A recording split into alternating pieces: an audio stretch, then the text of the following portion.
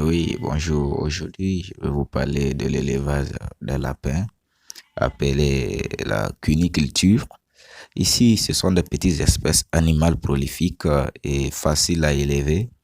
Ils peuvent servir d'appoint et pallier l'insuffisance de la viande dans les pays en développement.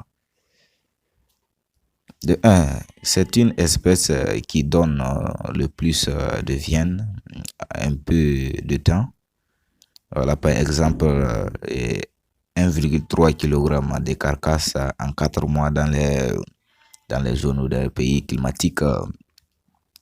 L'élevage des lapins s'appelle, comme ce que je vous ai dit, s'appelle la cuniculture. Ici, je vais vous parler les techniques et les matériels qu'il vous faut pour faire de l'élevage de lapins. Suivez attentivement cette vidéo et surtout likez et abonnez-vous sur ma page YouTube. N'hésitez pas à nous partager en cas de soucis et laissez un petit commentaire là. Là, ça nous facilite de lire. Ici, pour faire l'élevage des lapins, appelé la cuniculture, il vous faut, si vous avez un stylo noté, il vous faut les matériels comme la mangeoire, l'abreuvoir, les boîtes à nid,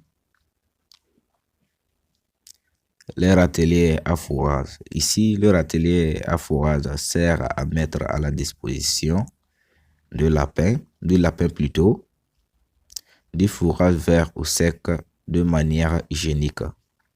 Maintenant, si nous prenons les mangeoires, c'est dans laquelle vous allez servir vos lapins à manger. Et dans l'abreuvoir aussi, c'est dans laquelle vous allez les apporter de l'eau à boire. Si nous prenons par exemple la boîte à nid, c'est dans laquelle la lapine va faire son nid de ponte. Bon, c'est pas de ponte, mais de mise bas. La saillie ici, c'est encore appelé l'accouplement. C'est une opération qui consiste à accoupler la lapine en chaleur envers le mâle. Voilà. Ici, la saillie, son objectif ici, c'est la reproduction. Celui qui parle de la reproduction, ça veut dire une croissance rapide de sa ferme cuniculture. Donc ici, la saillie, avant de faire la saillie, mes amis, avant de faire la saillie, ou avant de transférer la lapine ou la femelle, il est nécessaire de contrôler son état de santé.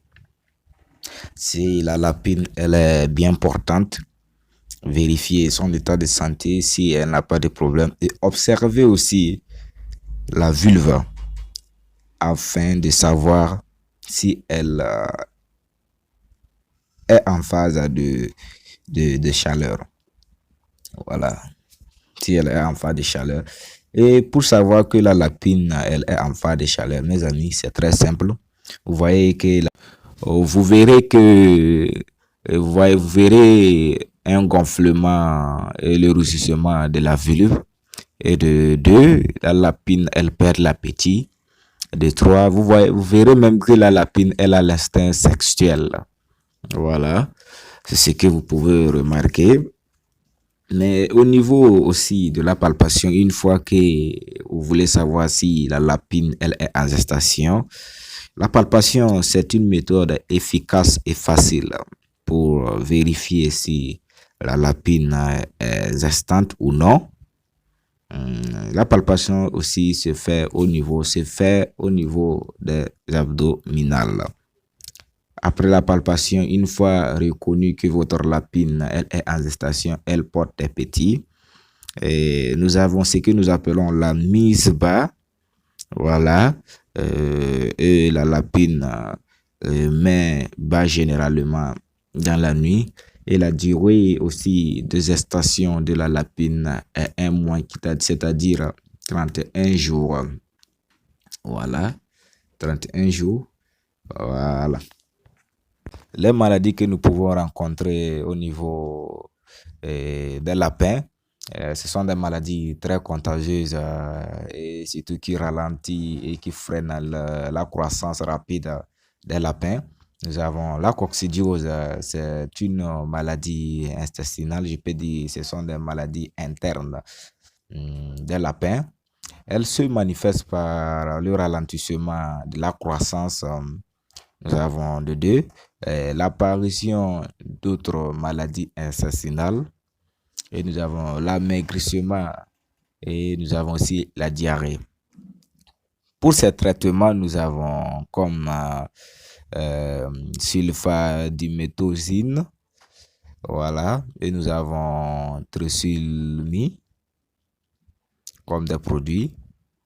Voilà, je répète bien, nous avons sulfadiméthosine et puis trisulmi. Et il y a une autre maladie appelée coryza. C'est une maladie qui se manifeste par l'inflammation de la muqueuse des cavités nasales des lapins. Vous remarquerez que l'animal se frotte le nez avec la patte antérieure. Ici, comme traitement aussi, nous avons sulfadiméthosine et nous avons oxytétracycline avec sulfaméragine. Voilà, ce sont les produits que nous pouvons rencontrer pour le traitement de coryza. Et parlons aussi de la gale. C'est une maladie aussi contagieuse, très contagieuse même. Vous remarquerez que votre animal perd les poils et au niveau des oreilles, il y a des petites plaies, tous ces sauges-là. Voilà, ce sont des signes de la gale. Et ici, comme traitement, nous avons l'huile de palme et de pétrole. C'est-à-dire, nous avons l'huile de palme et avec le pétrole, vous mettez ça sur la blessure et sur la peau de l'animal. Voilà, c'est un traitement. Et nous avons encore un produit appelé ivermectine aussi qui soigne contre la gale. Comme autre maladie que nous avons la maladie virale, la hémorragique, que je vais vous parler à ma prochaine vidéo. Je vais vous parler à la vidéo précédente en même temps en vous donnant les dosages qu'il faut pour ces produits. Nous allons nous revoir à la prochaine vidéo. Voilà, surtout likez, abonnez-vous sur ma page YouTube. N'hésitez pas à laisser un petit commentaire là juste en bas de la vidéo pour que je puisse toutefois jeter un coup d'œil et voir quels sont les soucis et quels sont les problèmes, voilà, et pour que je puisse apporter des solutions et contribuer le peu de connaissances que j'ai envers ceux qui ont des difficultés. Pareil que vous aussi, si vous connaissez, vous pouvez aussi encore me montrer et sur le petit commentaire juste en bas là. Au fur ensemble pour bâtir un monde meilleur dans l'élevage. Bye bye, move on.